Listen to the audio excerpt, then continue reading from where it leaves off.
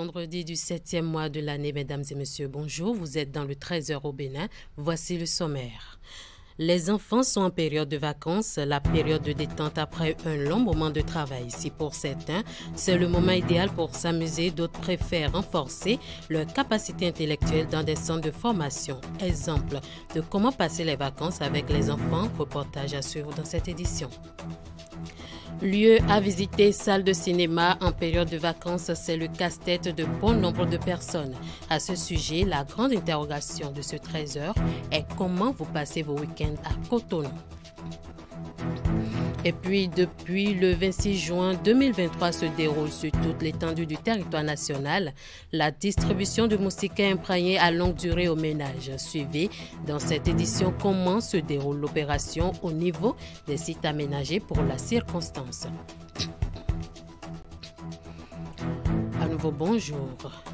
Les enfants sont en période de vacances, la période de détente après un long moment de travail. Si pour certains c'est le moment idéal pour s'amuser, d'autres préfèrent renforcer leur capacité intellectuelle dans des centres de formation. Suivez le reportage de Estelle Kakba à ce sujet. Nous sommes au CEJ Saint-Thérita. Dans cette salle de classe faisant office d'atelier, des enfants sont initiés à différentes activités ludiques. Les capitales du monde, on va faire les capitales de l'Afrique. Afrique du Sud. Parlez fort. Afrique du Sud. Algérie. Angola. Bénin. Botswana. Burkina Faso. Burundi. Cameroun. Cap-Vert. Comores. Congo. Côte d'Ivoire. Djibouti. Scrap compte apprentissage du chinois. Contrairement à leurs camarades qui préfèrent se reposer en cette période de vacances, ces enfants sont venus dans ce centre en vue d'acquérir de nouvelles compétences intellectuelles. On a appris le chinois, comment on change les anniversaires en chinois, le scrap, la culture générale et plein d'autres choses. Donc je suis très satisfaite parce que ça me permet d'être cultivée et intelligente. La culture générale et aussi le scrap, Dindi font et aussi le pays capital du monde. J'ai appris comment lire 1, 2, 3 jusqu'à 5 en chinois, en fond, en Dindi aussi, et les jours de la semaine aussi. L'objectif, selon les promoteurs de cet atelier, est d'offrir aux enfants un cadre d'apprentissage des langues en cette période de vacances. De leur temps, de leur argent et de leur énergie pour enseigner aux enfants les rudiments de la culture générale. Et au-delà de la culture générale, voyez-vous, il y a un besoin en connaissance en matière de nos langues locales. Nos enfants aujourd'hui sont des locuteurs de la langue française, mais ils sont de moins en moins locuteurs des langues locales. Donc c'est un manque auquel il faut pallier et ces genres d'ateliers sont encouragés pour que les enfants apprennent les rudiments de nos langues, mais également ouvrent leur esprit sur d'autres réalités. Arnaud Amosso parle le chinois, il essaye de faire parler le chinois aux enfants. Une personne sur 5 dans le monde est chinois. Donc vous imaginez, si nos enfants aujourd'hui s'habituent à la langue chinoise, ça pourrait être une opportunité pour eux d'apprendre une langue qui est parlée par plus d'1,5 milliard de personnes dans le monde. Quand il s'agit de souhaiter joyeux anniversaire en chinois, ils savent désormais compter en Dindi, en fond. Ça paraît paradoxal, mais beaucoup de nos enfants ne comprennent même plus leur langue maternelle. Et c'est triste. Nous nous attelons à les aider à comprendre leur langue. Et nous savons qu'il y a 2 langues qui sortent du lot actuellement, que les autres m'en excusent, la langue Dindi et la langue Fon. Démarré le lundi 3 juin, ce programme d'apprentissage s'achève le 2 septembre 2023.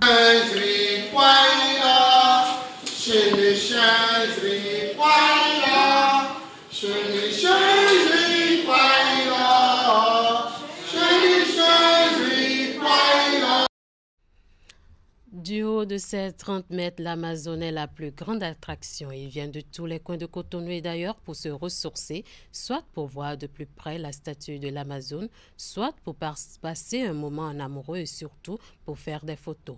L'esplanade est devenue un endroit idéal de détente mais aussi un espace de belles rencontres. Teddy Goudalo. Depuis l'ouverture de l'esplanade de l'Amazone au public en juillet dernier, la grande dame en bronze n'a jamais cessé de réunir à ses pieds des visiteurs d'ici et d'ailleurs. Bon, ça me fait plaisir d'être là. En fait, on est là juste pour s'amuser et voir les statues. Et bon, on est là pour se détendre. Et entre amis, on s'est dit au moins un week-end, pourquoi ne pas être là pour être en harmonie aussi avec la nature. L'esplanade est très bien.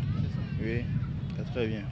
L'esplanade est devenue un endroit idéal de détente, mais aussi un espace de belles rencontres. Ici, vous pouvez redonner du tonus à votre relation ou encore rencontrer votre âme sœur. Ça m'a plu de m'approcher d'elle, mais je me suis dit, bon, je viens de la voir, je viens de la rencontrer, par sa beauté, elle est frappante quoi. Donc ça m'a plu de m'approcher d'elle, mais je me suis dit un instant qu'elle serait déjà occupée quoi. Donc inutile encore de m'approcher d'elle. Bon. Sinon, bon. En tout cas. Elle est plus belle que l'Amazone qui est là? Ah, je crois. Tu la compares à l'Amazone? En tout cas, elle est plus belle que l'Amazone. Il n'y a pas même une comparaison à faire là quoi. Sinon, comment tu vas? Ça va bien? Je vais bien, merci. Dommage, ce n'est pas son jour de chance. Mais... Vous appréciez son courage? Oui, mais j'apprécie son courage. Et ça m'a donné quoi? Il va le faire. Ne vous inquiétez même pas. Ça ne pourra pas donner quelque chose parce que je suis déjà occupée. Il n'aura pas même pas votre numéro? Non. Du haut de ces 30 mètres, l'Amazone est la plus grande attraction. Ils viennent de tous les coins de Cotonou et d'ailleurs pour se ressourcer, soit pour voir de plus près la statue de l'Amazone, soit pour passer un moment en amoureux et surtout faire des photos. Bon, je viens ici des fois si j'ai envie de me détendre les dimanches ou les samedis soirs. Je viens ici, j'aime bien l'environnement. Je passe du temps quand même. Je prends de jolies photos et tout, je passe du temps et je rentre chez moi. Non, moi je n'ai jamais venu, c'est ma première fois. Je suis venue, ça m'a donné la force d'être une femme battante et toujours aller de l'avant. La photographie est même devenue une filière très développée ici. Vous vous laissez prendre en photo et quelques minutes après, vous l'avez. On est là pour les accueillir et leur proposer quelques vues en express comme vous me voyez en train de les imprimer. Et ceux qui sont partants, ils le font. Ceux qui ne veulent pas le faire, ils proposent en numérique directement dans leur portable. Donc il y a une manière aussi de les coacher, de les aborder et de les rassurer qu'ils auront de très belles vues. La statue de l'Amazone est une véritable carte postale qui booste le tourisme béninois. Michel est un touriste français. Il est au Bénin depuis un mois et c'est la 6e fois qu'il visite le pays. C'est très intéressant. Il faut savoir circuler, il faut aller des fois aller dans les endroits peu connus aussi. Et il y a beaucoup de choses à voir. Vous avez déjà visité quoi? J'étais dans le nord, j'étais dans l'ouest, j'étais à la campagne, j'étais dans les villes, j'étais voir un petit peu où les chemins et les pistes me menaient. Et il y a toujours des choses très intéressantes. Et son coup de cœur, c'est la place de l'Amazone. C'est grand. Déjà, l'Amazone, elle est très grande, donc c'est très impressionnant. Il y a beaucoup d'espace ici. Alors c'est intéressant de faire la promenade des fresques. On a fait toutes les fresques et d'arriver à la place de l'Amazone. Et puis la citation pour les femmes béninoises qui est inscrite au bas est assez intéressante pour le futur aussi. Donc c'est un endroit assez futuriste en fait. Il n'y a pas que Michel qui soit tombé amoureux de l'Amazone, même le tout petit Salomon. Tu es là pour faire quoi? Je vois de l'Amazone. Tu es là avec qui? Tu es venu avec qui? Dada, papa. Et qui encore? Il dit encore Fofo, c'est avec maman. Avec là aussi. Okay, l'Amazone est où? C'est l'Amazone ça? Ok, un banc pour toi. Au Bénin, la place de l'Amazone est incontestablement l'endroit le plus visité. Elle draine un nombre important de personnes et génère de petits profits. Parlons toujours de ce symbole national, bientôt 1 an qu'il est érigé et déjà on note sa dégradation. La peinture de la statue s'effrite. Cet état de choses est-il dû à l'incivisme des visiteurs ou doit-on se poser des questions par rapport à la qualité de la peinture? Certaines personnes rencontrées sur ce site d'attraction se sont confiées à une équipe de notre rédaction. Florence Bossa pour les précisions. Nous sommes à la place de l'Amazone cet après-midi. Les visiteurs viennent comme à leur habitude. Soudainement, un groupe de petits enfants nous envahit.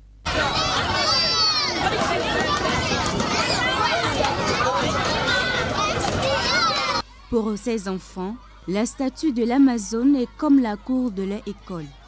Les uns sautent, d'autres ont pris la statue comme une balançoire. Bref, on peut lire la joie sur l'expression de leur visage. Ils montent et descendent. Comme ces enfants innocents, bien d'autres visiteurs adoptent des comportements malsains qui endommagent déjà la statue. Un incivisme notoire qui s'observe de temps à autre et surtout en week-end et qui engendre une dégradation avancée de l'enveloppe de l'Amazone.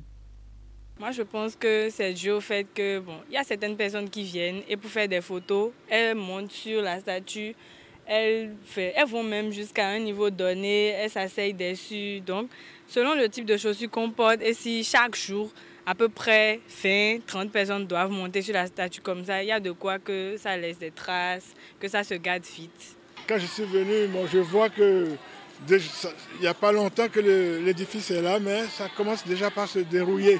La peinture s'en va, sûrement parce que les gens montent dessus.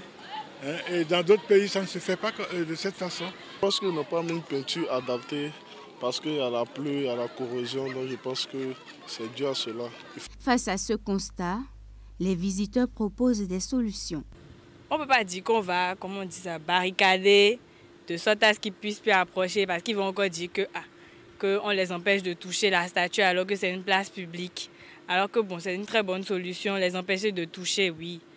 Maintenant, normalement, on devrait pouvoir prendre conscience nous-mêmes et, par nos comportements, essayer de faire en sorte que la statue reste longtemps, de préserver, d'avoir des comportements qui fassent en sorte que ce genre de choses n'arrivent pas. Ah mais ce serait dommage de mettre des barrières autour de la statue pour empêcher les gens. Donc c'est en fonction de la civilité des visiteurs que la statue sera maintenue en forme. La solution, c'est d'envoyer des experts pour essayer de voir la cause. Parce que nous disons sans preuve, sans quoi... D'abord, on doit pouvoir engager des gens pour l'entretien.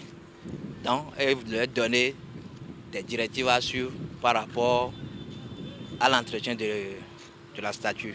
La statue de l'Amazone incarne un personnage imposant, fabriqué en sculpture métallique avec une enveloppe en bronze de 30 mètres de hauteur. Il mérite bel et bien des visites, mais des visiteurs un peu disciplinés.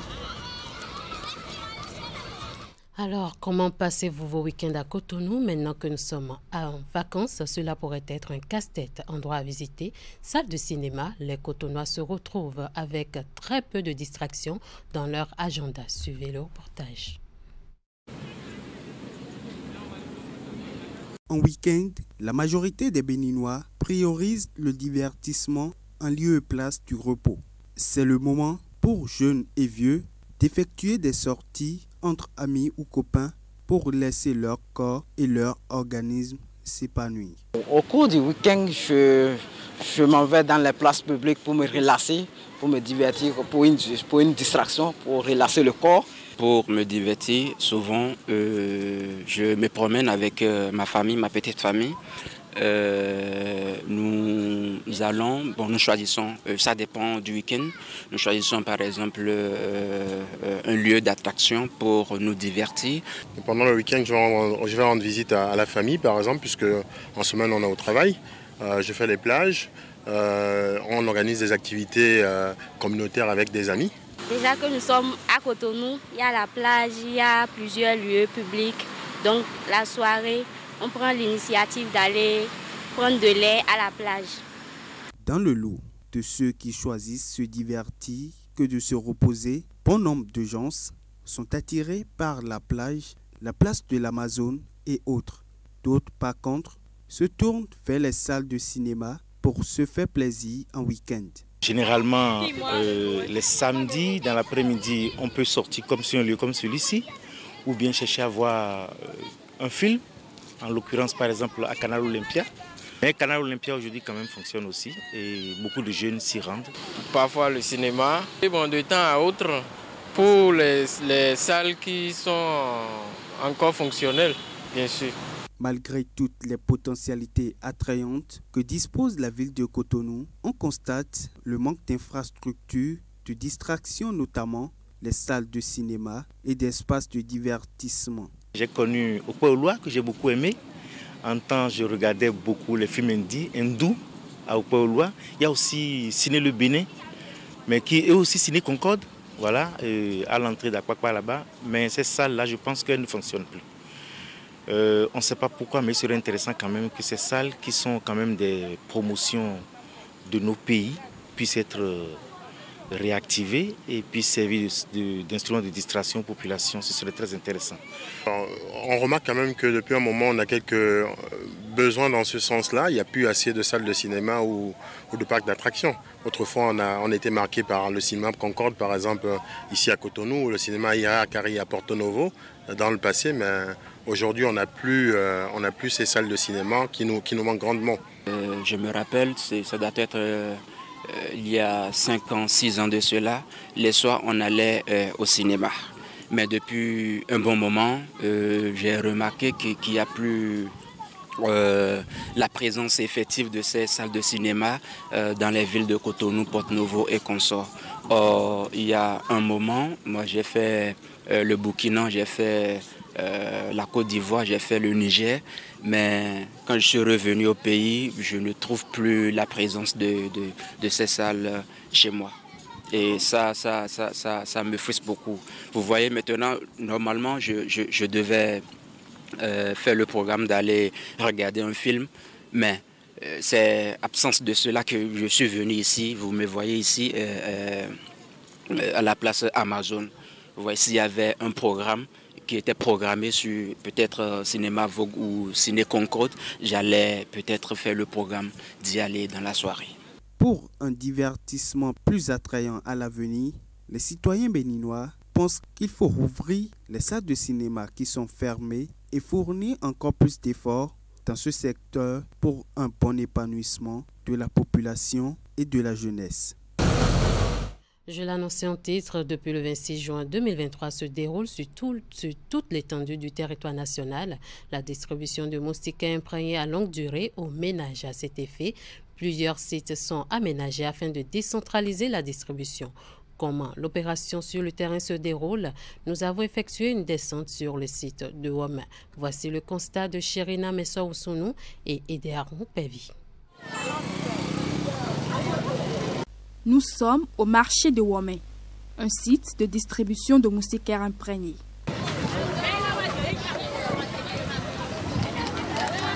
Les agents distributeurs opèrent à l'aide de téléphones portables et de coupons. Si tout semble bien se dérouler, d'après les récipiendaires, quelques dysfonctionnements sont à noter. Je suis venue ici le lundi, j'ai fait le rang, mais je n'ai pas reçu de moustiquaires. Hier encore, j'étais là depuis 6 heures et j'ai dû encore faire le rang jusqu'à 14 heures avant de l'avoir. Les agents, les seuls qui sont devant, et viennent trier parmi les choses derrière. Pourtant, c'est le gouvernement qui nous a octroyé ces moustiquaires. Qui aussi est venue malgré sa grossesse avancée. De la même manière, elle a dû attendre durant des heures à cause de la mauvaise connexion. Or, normalement, les femmes enceintes devraient être vite prises en charge.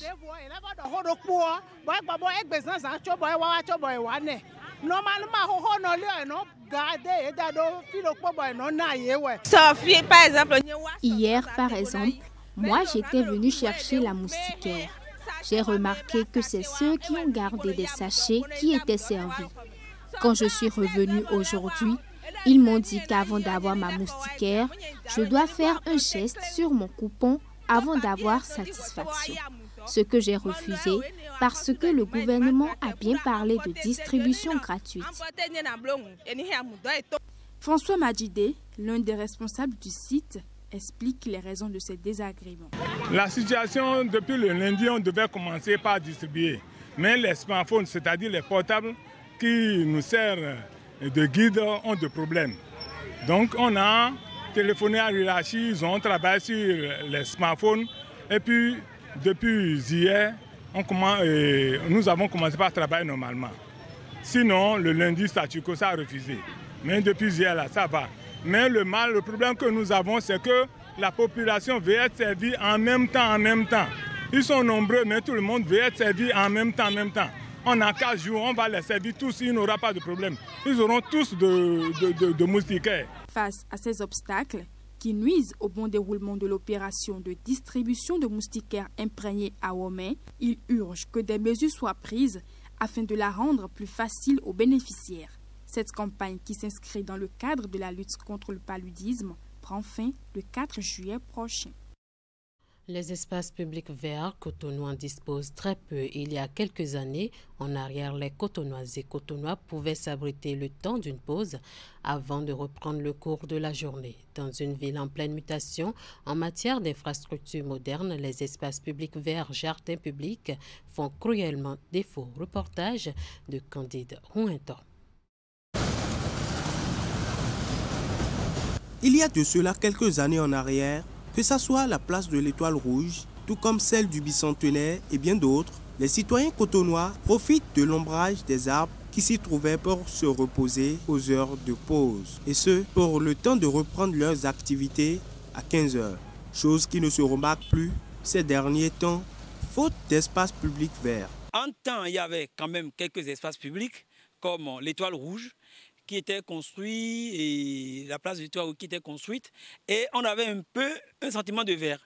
Mais lorsque les gens ont adopté une politique de, comment on appelle, de verdissement, qui ne sont plus des espèces qu'il faut à la place qu'il faut, vous avez vu ce que l'Étoile est devenu. D'abord, le trafic fait que l'accessibilité est difficile, et les arbres qui sont là, c'est que des Terminalia mentali qui ne sont pas des espèces de chez nous.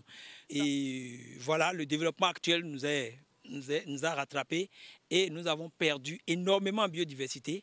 On est même tenté d'aller chercher des plantes exotiques pour pouvoir créer le vert dans notre environnement. Cette situation est également due au déboisement créé par les citoyens, mais aussi aux différents aménagements que la ville connaît depuis quelques années. L'homme également cherche donc du bois dans ces milieux-là pour les divers besoins, les besoins quotidiens.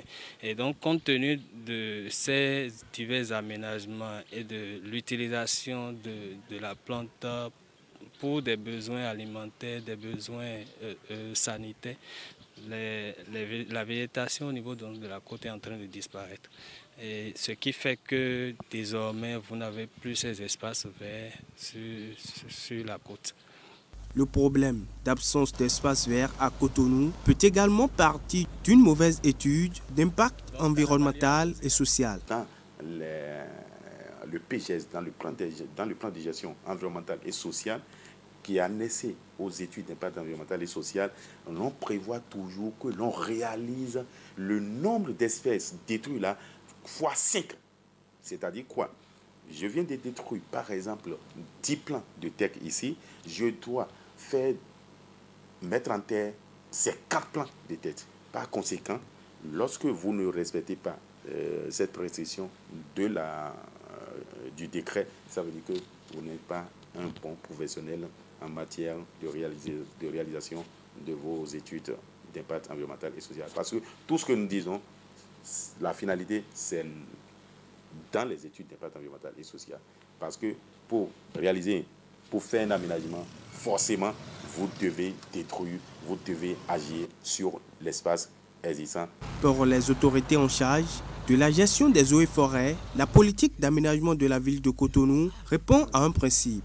Les arbres victimes des projets d'aménagement sont aussitôt remplacés par d'autres. De plus en plus, on détruit moins l'environnement pour installer des infrastructures. Et si vous regardez dans la ville, comme vous dites, il y a des pavés partout. Mais le long des pavés, il y a des arbres. Parce qu'il fallait élargir les voies. Il fallait faire des aménagements avant de mettre les pavés.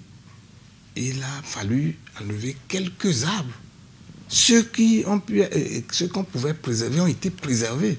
Les techniciens ont été instruits dans ce sens-là.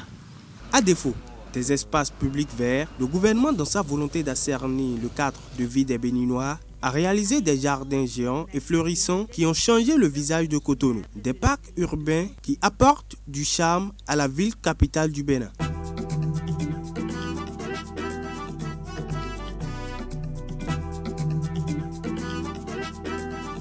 Selon les dires du directeur des eaux et forêts, en ce qui concerne les espaces publics verts dans le pays, les efforts sont fournis selon le climat de chaque localité du pays pour que celle-ci soit plus verdoyante et donc nous n'avons plus qu'à observer la suite.